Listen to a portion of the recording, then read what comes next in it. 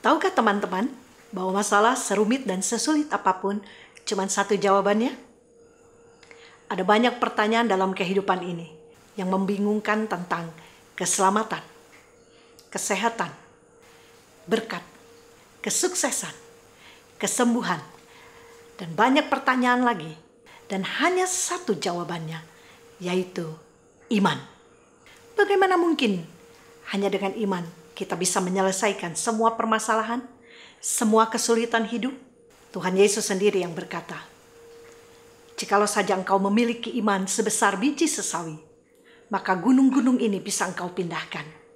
Bicara gunung-gunung, sesuatu yang mustahil untuk diangkat, sesuatu yang terlalu besar untuk dipindahkan. Begitu juga dengan masalah yang mungkin teman-teman berpikir, mana mungkin, mustahil. Tetapi jikalau kita punya iman, maka itu bisa diselesaikan. Semua pasti dapat diatasi hanya dengan iman. Dan yang menjadi pertanyaan, bagaimanakah caranya supaya aku memiliki iman yang bisa mengatasi setiap keadaan? Jangan kemana-mana.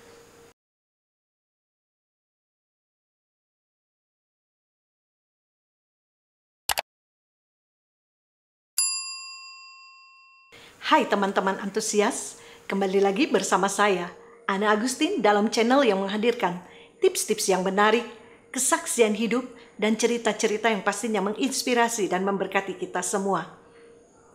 Saat ini seperti yang saya sudah janjikan, kita akan berbicara tentang bagaimana caranya supaya kita memiliki iman. Iman yang bisa mengatasi segala keadaan. Jangan pernah sepelekan iman, karena iman memegang peranan penting. Ibrani pasal 11 ayat 6 katakan, tanpa iman Tuhan tidak berkenan. Jadi pastikan kita harus memiliki iman. Seperti juga di dalam Lukas pasal 18 ayat yang ke-8. Di situ dikatakan, "Aku berkata kepadamu, ia akan segera membenarkan mereka. Akan tetapi, jika Anak Manusia itu datang, adakah ia mendapati iman di bumi?" Jadi, iman sangat memegang peranan penting dalam kehidupan orang Kristen. Bagaimana caranya supaya kita memiliki iman yang berkenan itu? Saya ingin membagikan sebuah cerita. Ada seorang anak muda yang mendatangi Bapak Pendetanya.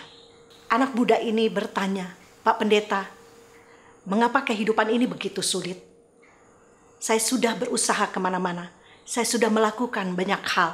Tetapi kehidupan saya begini-begini saja. Tidak ada perubahan. Saya ingin berhasil. Saya ingin sukses. Saya ingin menjadi orang yang berguna. Saya ingin membuktikan kepada dunia bahwa saya juga mampu bersama dengan Tuhan. Tetapi ternyata tetap saja saya selalu salah langkah." Akhirnya Bapak Pendeta itu menepuk bahu daripada anak muda ini dan mengajak anak muda ini keluar menuju ke halaman. Di situ terdapat ada sebuah pohon mangga yang berbuah begitu lebat.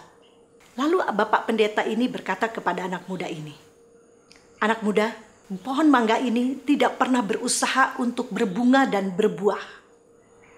Pohon mangga ini setiap hari tidak pernah jalan-jalan, tidak pernah push up, tidak pernah melakukan aktivitas-aktivitas atau bertanya kepada tetangga-tetangganya bagaimana caranya untuk berbunga dan berbuah. Satu hal yang dilakukan oleh pohon mangga ini adalah dia mencari sumber air. Pernahkah engkau melihat ada pohon yang akarnya menembus tembok, membelah batu yang begitu keras?" Lalu anak muda itu menjawab, "Iya Pak Pendeta, saya pernah melihat." Lalu Pak Pendeta itu berkata, "Kenapa itu bisa terjadi?" Itu karena akar pohon itu mencari sumber air. Pohon-pohon, tanaman-tanaman, mereka hanya berusaha mencari sumbernya saja. Itu yang membuat mereka akhirnya bisa bertumbuh, berbunga, dan berbuah lebat. Begitu juga kehidupanmu sebagai orang-orang Kristen. Kamu tidak perlu berusaha banyak. Kamu tidak perlu berusaha terlalu keras. Carilah sumbernya saja. Carilah Yesusnya saja. Seperti di dalam Matius pasal 6 ayat 33 katakan, "Carilah dahulu kerajaan Allah dan kebenarannya, maka segala sesuatunya akan ditambahkan kepadamu." Kalau engkau mencari kerajaan Allah, bicara kerajaan, bicara kuasa, bicara kebenaran, bicara firman Tuhan. Kalau engkau mencari dengan sungguh-sungguh kedua hal tersebut, setiap hari, mari menjadi orang yang konsisten, terus-menerus, memiliki waktu yang teratur untuk mencari Tuhan, mencari kehendak-Nya. Maka seperti yang juga dikatakan di dalam Yohanes pasal 15 ayat yang kelima, di situ dikatakan, di luar aku, kamu tidak bisa melakukan apa-apa. Jadi, kalau kita ada di dalam Yesus, kalau kita menemukan Yesus, kita terus ada di dalam Yesus, maka segala sesuatu, apapun, segala masalah, segala keadaan yang sesulit apapun bisa diatasi dan kita bisa melakukannya dengan Yesus. Jadi tips yang pertama adalah bagaimana caranya supaya kita memiliki iman yang berkenan? Cari sumbernya. Saya tidak berkata bahwa teman-teman tidak boleh belajar, tidak boleh bekerja, tidak boleh berusaha. Tetapi prioritaskanlah untuk terlebih dahulu mencari Tuhan.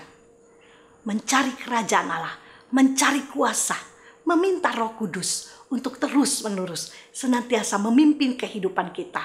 Dan senantiasa setiap hari kita membaca, merenungkan firman Tuhan, maka kita akan melihat iman kita akan terus bertumbuh dan kita bertemu dengan sumbernya. Kita akan mendapatkan iman yang berkenan seperti yang Tuhan inginkan. Pada konten berikutnya, saya akan membagikan tips yang kedua dan yang ketiga, bagaimana supaya kita bisa memiliki iman yang berkenan. Puji Tuhan, Tuhan Yesus memberkati. Salam antusias.